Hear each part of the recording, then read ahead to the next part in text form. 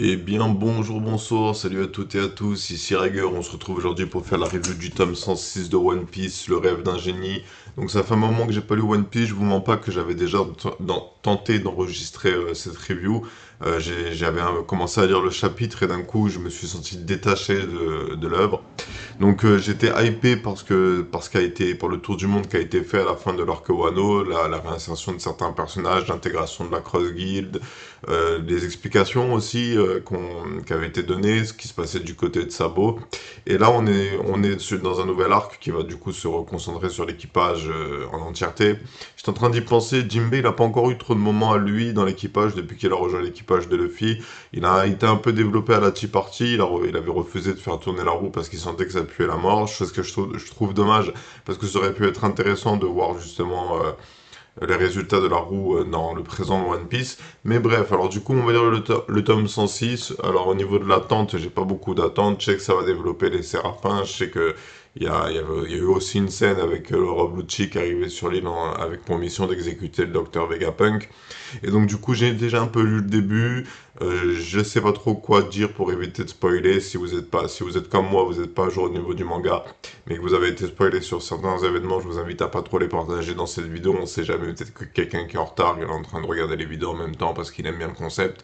Et donc du coup, voilà. Donc du coup, sans plus attendre, on va lire le tome 106. On va commencer la lecture avec le chapitre. Quel chapitre? C'est le chapitre 1066. Et du coup, allez, let's go. Chapitre 1066 lu, alors on en apprend un peu plus sur ce qui s'est passé après le Buster Call sur l'île natale de Robin O'Hara. Donc les scientifiques, je me rappelle de cette scène, ils avaient jeté les livres dans le lac pour pas qu'ils soient brûlés. Et donc du coup, le docteur Vegapunk, dans sa forme primaire, avant de se disperser en plusieurs parties, il est parti sur l'île d'Ohara pour déposer des fleurs et il est tombé sur les livres. En tombant sur les livres, il tombe sur un groupe de géants qui est en train de récupérer les livres avec un individu assez particulier et assez marquant dans l'univers de One Piece, Dragon, le père de Luffy, qui du coup en profite pour récupérer les livres. Donc les livres ont été récupérés, Vegapunk a pu les étudier et donc il a pu apprendre l'existence d'un ancien royaume ancestral, donc le royaume du siècle oublié, celui doit, dont, dont, d'où doit venir probablement Joy Boy. Et donc du coup, let's go. On n'en apprend pas beaucoup sur ça, sur ce qui s'est passé, ce qui a été écrit dans les livres. Il n'y a pas encore d'informations qui ont été développées concernant ces écrits. Mais en tout cas, ça fait plaisir de voir un peu le personnage de Dragon qui est enfin intégré dans l'histoire. Dragon, on l'a vu une fois à Lockdown, lorsqu'il a aidé le Luffy avec probablement sa capacité du fruit du vent. Ensuite, on a aussi eu une petite scène avec lui après l'ellipse, quand il fallait rentrer en contact avec Sabo. Dragon a balancé s'il a vraiment tué le roi Cobra, je renierai Sabo de l'armée révolutionnaire. Et donc du coup, voir Dragon être inséré dans l'histoire, ça fait plaisir et ça fait dire aussi qu'il va peut-être y avoir un moment où Dragon sera mis en avant bientôt, prochainement, dans les chapitres qui vont suivre ou dans les arcs qui vont suivre. Et donc ça, c'est assez intéressant. Parce que je suis assez curieux de voir à quoi pourrait ressembler la rencontre entre Luffy et Dragon. Moi, dans ma tête, je me suis toujours dit que ça pourrait être intéressant de les voir se confronter un peu. Chose assez intéressante, c'est que Vegapunk Dragon avait proposé au docteur Vegapunk de rejoindre l'armée de la liberté. Docteur Vegapunk avait refusé pour une question de fonds. Il considérait qu'il ne pouvait pas rejoindre un groupe qui n'a pas les fonds pour faire ses inventions. Et donc, du coup, ce serait peut-être un peu intéressant, je sais pas ce que vous en pensez, que Dragon soit un peu un extrémiste. L'histoire de Dragon, on la connaît pas. Qu'est-ce qui le pousse à devenir, à être le chef de l'armée révolutionnaire? Ça soulève aussi la question de qui est la mère de Luffy. Est-ce que la mère de Luffy, ce serait pas une reine, un personnage important dans l'univers de One Piece, qui aurait renié sa noblesse afin d'épouser Dragon? Ils auraient eu un enfant ensemble, et ils auraient gardé leur amour secret, afin de ne pas provoquer des conneries. Mais quand cet amour fut découvert par le gouvernement mondial, et qu'ils ont appris que la princesse avait forniqué avec un routurier, ils auraient décidé de l'exécuter. Donc Dragon, dans une vendetta amoureuse, serait partie en guerre contre le gouvernement mondial afin de rétablir justice. Moi, j'ai toujours trouvé ça intéressant de me dire que, parce que ce serait un peu surprenant, et c'est ça que je trouvais dommage dans l'arc Wano, c'est que des fois, Oda, il nous surprend pas. Il est trop gentil avec ses personnages. Et c'est pas assez nuancé, les personnages sont pas assez nuancés, il y en a certains qui le sont. Là, j'en ai pas en tête en exemple, hein, mais c'est très souvent je suis gentil ou je suis méchant. Et là, ça pourrait être intéressant d'avoir des personnages qui du coup se battent pour le bien, mais ils sont un peu extrémistes, et donc du coup ils font des choses qui dépassent les limites, et donc du coup c'est moralement, on sait pas si c'est bien ce qu'ils ont fait ou si c'est mal. Et c'est ça qui remettrait en question réellement notre système et notre société actuelle. C'est des personnages nuancés et pas des personnages binaires, c'est-à-dire gentils ou méchants. Voilà. Donc du coup, les livres ont été gardés par les gens, ils sont à Elbaf, l'île des géants. Donc du coup, j'espère que l'équipage va passer par cette région afin de lire cette bibliothèque, surtout qu'il y a Robin, tu vois, donc Robin c'est l'archéologue de l'équipage. Bon, quand elle a été recrutée, elle a dit que sa spécialité c'était l'assassinat, mais sa spécialité c'est surtout l'information, c'est un peu elle l'informatrice de l'équipage et qui connaît le monde des pirates et de la mafia et tout ça. Et donc du coup, let's go. J'ai fini de lire ce chapitre, pas beaucoup de choses à dire dessus. C'était un chapitre où on expose juste les faits, on raconte l'histoire et c'est là en mode ah, vous vous rappelez de Hara? Bah allez, on va reprendre cette histoire et là maintenant on va parler du siècle oublié. Et donc du coup, Vegapunk a-t-il découvert? Que sait-il sur cet ancien royaume antique qui avait une technologie avancée, qui a forcé 20 royaumes à s'allier afin de lui tenir tête? Et pourquoi est-ce qu'ils se sont fait la guerre? Beaucoup de questions qui sont en suspens, dont on aura la réponse probablement plus tard dans les chapitres. Et donc sans plus attendre, afin de continuer cette session de lecture, parce que le but c'est que je rattrape l'œuvre One Piece afin de vous faire des reviews à jour, on va lire le chapitre 1067 tout de suite derrière. Allez, c'est parti pour la lecture du chapitre 1067. Ok, chapitre 1067 lu. Alors on continue un peu d'explorer le passé, le passé de...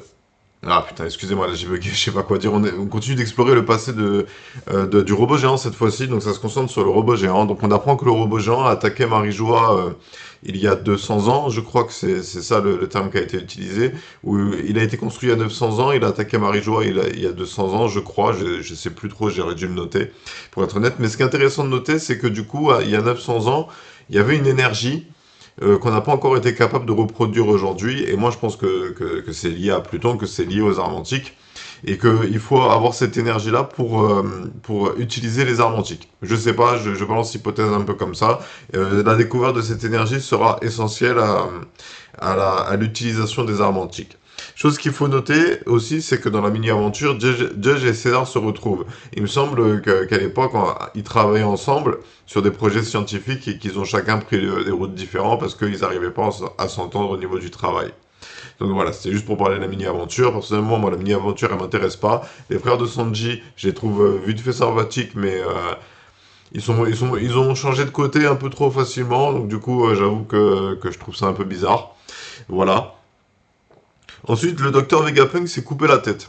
En fait, il a mangé le fruit du cerveau, le fruit du ciboulé, qui fait que plus il stocke de connaissances, plus son cerveau grossit. Du coup, son cerveau avait atteint une taille beaucoup trop grande. Il a décidé de le couper et de se placer une antenne sur la tête afin de se connecter à son cerveau qui est conservé à Punk Record, la zone où il y a son cerveau et où tous les Vegapunk, tous les alter ego qui s'est créé, peuvent mettre à jour et synchroniser leurs connaissances afin de continuer à faire des découvertes scientifiques. Et le rêve de Vegapunk serait que, en gros, un maximum de personnes puissent utiliser ce cerveau afin de synchroniser toutes les connaissances du monde et que chacun y ait accès. Et je trouve ça super intéressant et super imaginatif de la part d'Oda d'avoir imaginé ça. Et là, je retrouve One Piece dans le sens où c'est un peu un truc what the fuck, mais ça a sa logique dans l'univers de One Piece, et c'est quelque chose de novateur, c'est quelque chose d'unique, et donc j'aimerais que ce soit un peu plus développé.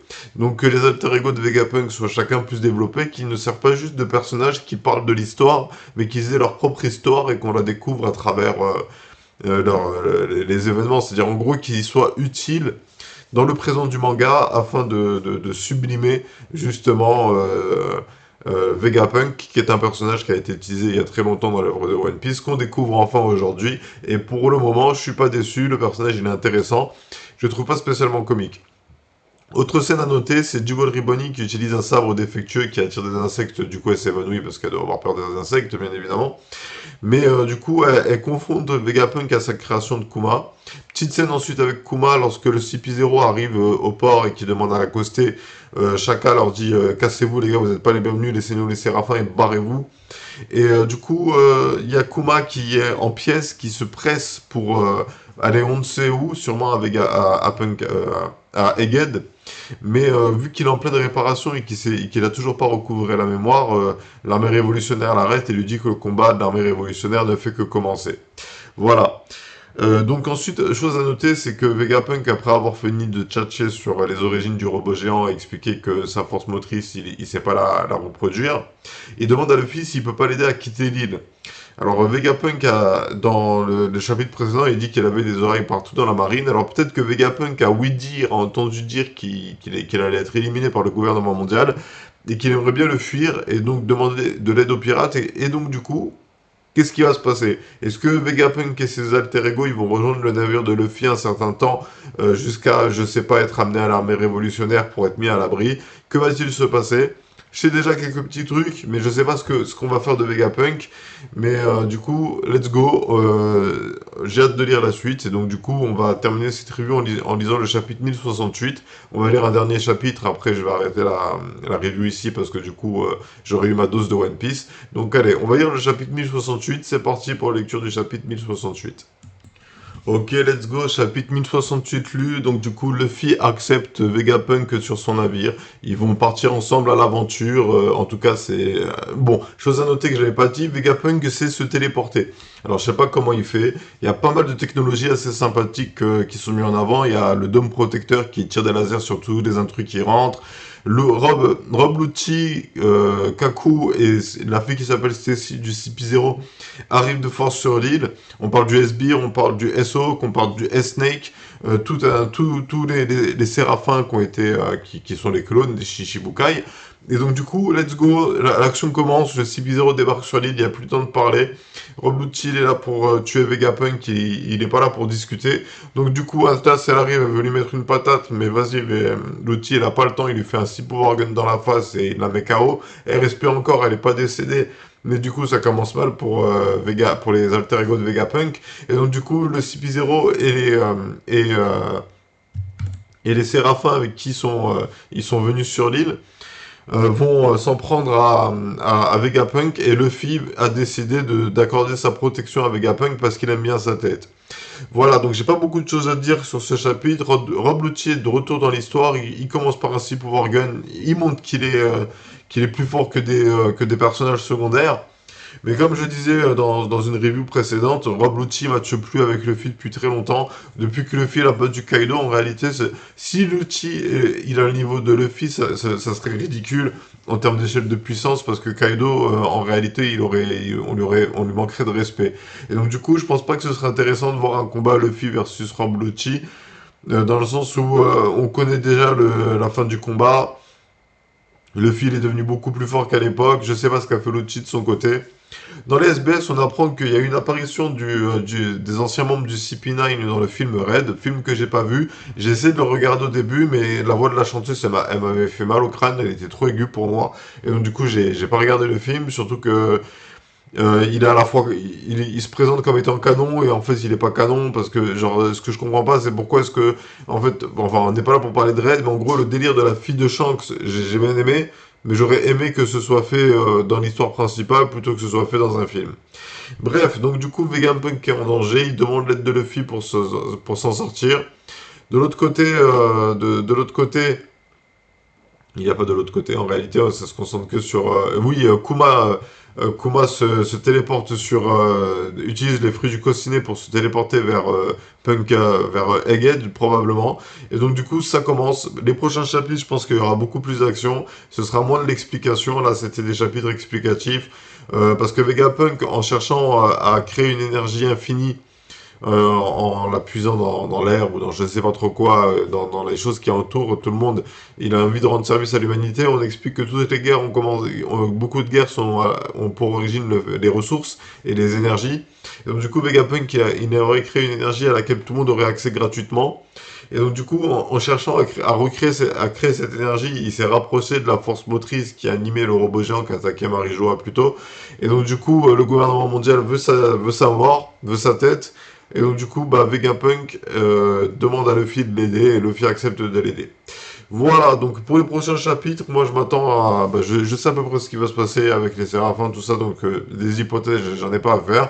Mais je suis curieux de voir comment Oda il va traiter la réintégration de Rob Lucci dans son scénario, parce que du coup, j'ai du mal à le voir me surprendre en fait avec, avec le retour de ce personnage, dans le sens où il matche plus. C'est tout, il matche plus. Ce serait illogique que Rob Lucci soit un adversaire de taille face à Luffy après sa victoire contre Kaido. Et donc voilà. Bref, ça m'a fait plaisir de lire ces chapitres. Pas trop d'hypothèses à dire, pas trop de choses à dire, à part que ce serait stylé que tous les Vegapunk montent sur le navire de Luffy et qu'ils partent à l'aventure ensemble vers Erbaf pour avoir accès à la bibliothèque que Ohara a sauvée afin d'en apprendre plus sur le siècle oublié et sur le royaume du siècle oublié. Donc hâte de voir ce qui va se passer. On va lire les prochains chapitres dans les jours à venir. On va s'arrêter là pour aujourd'hui. J'ai lu 3 chapitres, je pense que c'est suffisant. Bref, on s'arrête là. C'était Rager, je vous remercie d'avoir suivi cette vidéo. Désolé, j'ai pas fait de montage parce que flemme en vrai. Mais bref, les prochaines fois, j'essaierai de me motiver.